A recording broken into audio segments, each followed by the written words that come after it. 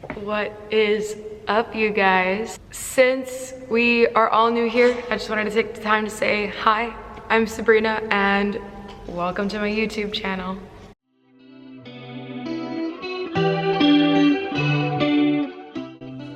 Now, this is something that I'd been wanting to get to for a long while, but for one reason or another kept putting it off. But with 2025 now upon us, I figure this is a time to continue with a lot of the things that I've learned and developed with last year, like stepping out of my comfort zone and just doing it. So this is gonna be one of my goals for 2025, but that brings me to the title of today's video, and that is setting my goals and intentions for the new year, for 2025.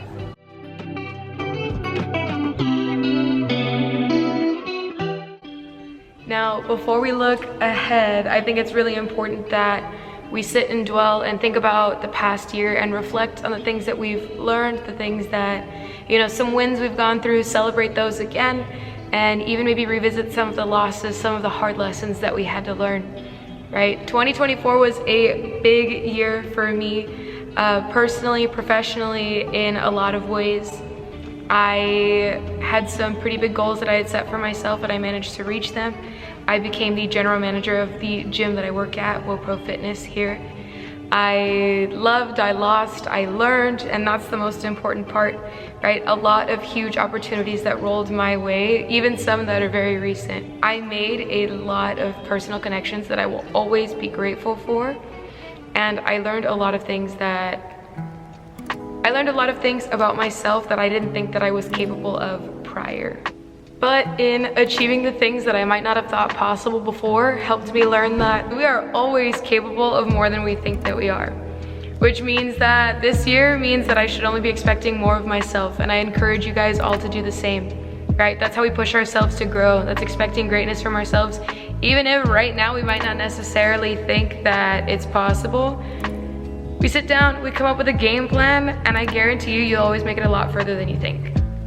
This year, my theme is growth with balance. I'd like to continue to strive to grow into this new personality, like the new person that I am, but while taking the time to still make sure that I'm enjoying the journey, nurturing the relationships that I've built, and honestly, just staying in love with the process that I've fallen in love with so deeply. Now, first up, let's talk personal goals.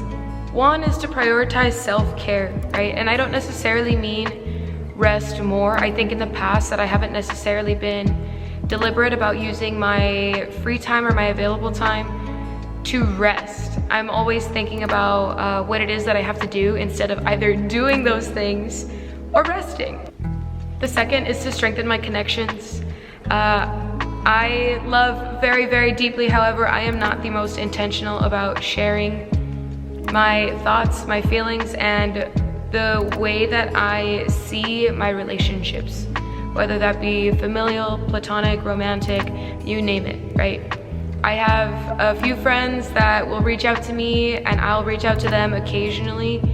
And there'll be days where I'm thinking about a friend that I haven't spoken to in a while, and instead of taking the time to message them or give them a quick call, I know that life is busy and we don't necessarily get to see each other all the time. We're adults with very busy jobs, life. But there's always time, right? When you care about somebody that deeply, there's always time. 3, explore my creative side, right? I've never thought of myself to be necessarily the most creative person, but I think it's just because it doesn't look like the most typical ways. I like to draw, I might not be the best at it. I like to paint, but again, might not be the best at it. But even this is something that I've wanted to do for a really, really long time, and like I touched on earlier, for one reason or another, whether it be fear or nervousness or perfectionism, I've just never gotten around to it. So I know today the video is not gonna be the most perfect thing. I know you can probably hear the echo off of the gym walls, but it's gonna get done, right? This is step 1. I can learn from this and I can grow from this, right? So that's part of my goals. And to continue to do this, a YouTube video at least once a month. The other is to continue to grow my social media presence, right? That being mostly Instagram, because that's really all I use. Because although it is for work to showcase, my fitness expertise, my knowledge, my progress, it does have a lot more personal use for me as well. That's how I keep in contact with the people who I've built connections with, That's how I show what I do day to day, you know, a little bit more of my personality, not just who I am at work when I'm wearing all black inside these gym walls. That's something that I plan to continue doing moving forward in this year. And yeah, as for some of my professional goals, first, of course, I want to move up the ranks in my gym here, right? After getting that promotion as, you know, now becoming general manager here at WoPro Fitness in La Habra, I want to continue to grow this place. You know, we opened in early summer, late spring of 2024, and we are just now, you know, getting on our feet. We're seeing some traction in the new year, of course. We're gonna see some more with the New Year's resolutioners, and I'm happy to have them. You know, I genuinely care about each and every single one of my people that walks through that door, whether it be members, my team, you know, all alike. With that, you know, everybody around me always continues to push me to be the best version of myself. So there's a lot of things that I'd like to do in order to continue to, again, be the best for them. And one of them is to get my nutrition coaching certification through NASM. I'd like to have that done by the end of February at the latest, so that I can continue to be a tool, a resource for those around me who need the help, you know. I would like to create enough opportunity around here to where very soon, within the next 6 months, have a team of anywhere from 3 to 5 people working with me every single day to help those around me, right? Our members, our clients too. And I feel like in order to do that, in order to be able to grow a team, I need to connect with my staff a little bit more and work on myself and work on being the leader that they need, right? And not just by leading by, you know, specifically telling them what to do, but leading by example, nurturing these relationships, and genuinely being somebody that they can trust and rely on when they really need it. And now, part of growing as a leader in the specific realm of being a fitness coach, that involves expanding my personal brand, right? Or my professional brand, really. You know I talked about Instagram and YouTube already as more of a personal creative outlet for myself.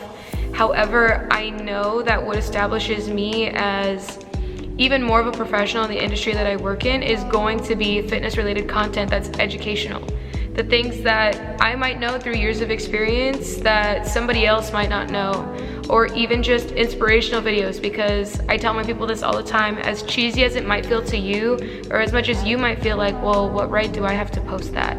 I guarantee you there's at least one person that's looking, that you come up on their feed and you're inspiring them, for sure. It doesn't matter who you are, it doesn't matter where you are in your fitness journey, it's always true. And of course, you guys know that I cannot make a video about my goals without including my health and fitness goals, right? So one is to continue to meal prep consistently through the year, right? I know that I might not have necessarily been the greatest cook before, but my meal prep service is no longer a thing. So I had to step it up and start meal prepping on Sundays. If you know me, you know that I don't enjoy cooking. I cook to survive. One of my health and fitness goals is to also not dial back in, because I'm still in a great place. However, I would like to continue to build muscle and lose just a little bit of body fat that I might have put on over these winter months during the holidays, right? You know, we're all prone to it. It's not even necessarily about the way that I look. Of course, the way that I look is always going to inspire confidence within myself, not even just because of the validation that comes from other people. It comes from, you know, fitting into the clothes that I might not have necessarily thought that I would have fit into even 2 years ago, you know, or the things that my body lets me do when I'm looking my best. It just so happens to be a byproduct of that, you know.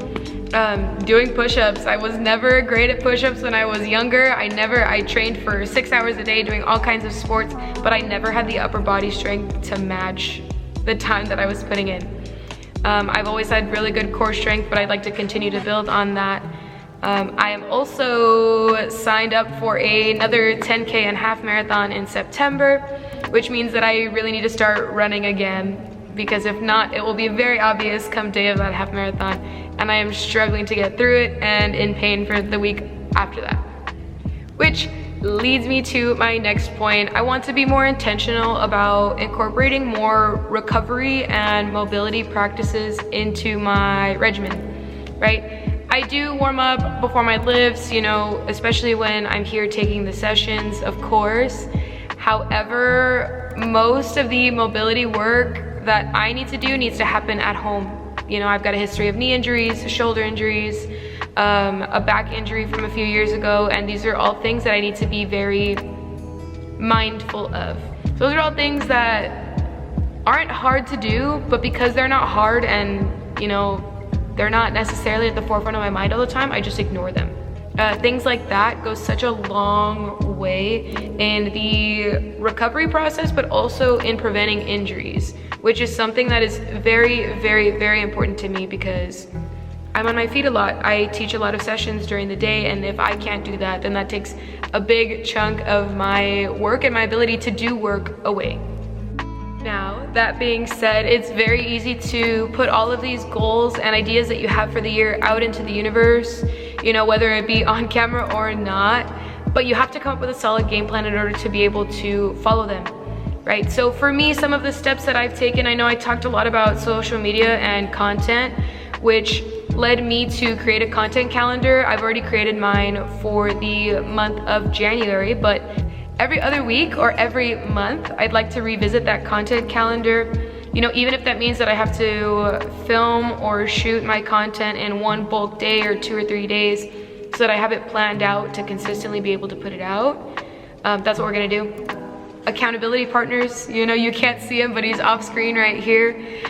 Jacob, he's on my team here at La Habra. We've kind of come together a little bit more and pushed each other in the sense of making sure that we're putting out that social media content, that we're getting those videos in, getting those workouts in, doing all of the stuff. I've pushed him to, you know, dial in just a little bit more on his nutrition. He's given me some reminders that I might or might not need throughout the week, right? So find yourself an accountability partner. That's not to say that you're gonna sit there and tell them, well, I thought, no. You're keeping somebody accountable because you care, right? If you have friends, partners, family members that you don't necessarily feel like you can keep them accountable, I very strongly urge you to reconsider your entire dynamic, because if you can't have someone in your life that's keeping you accountable, then to me, you don't truly value what it is that they have to say, right? And that's not in a mean way. It's just accountability, or those checks, come from a place of genuine care. So it's always important that we remember that too when we find our accountability partners. So those are my goals for the new year. Those are my goals for 2025. In sitting there and writing all of these out, I did feel very inspired to write some more, and who knows, you know, more will come out every now and then. You know, just because the new year has passed does not mean that we cannot continue to push ourselves and set out some new goals as we start to get closer and closer to them, right? So I encourage you all to do the same. If you have them and you know what they are, drop them in the comments. That feels really weird to say, but I gotta get used to it. Thank you all for watching, and I hope you guys enjoyed it. This again is something that I don't plan on stopping, even if this is something that's just for me. You know, I just get in front of a camera, talk, reflect, give life updates. This is something that I wanted to do, like I said, for a really long time. I know you guys have heard that already, but I hope you guys have a great rest of your day, a great month, and a great and blessed 2025. I love you all. Bye.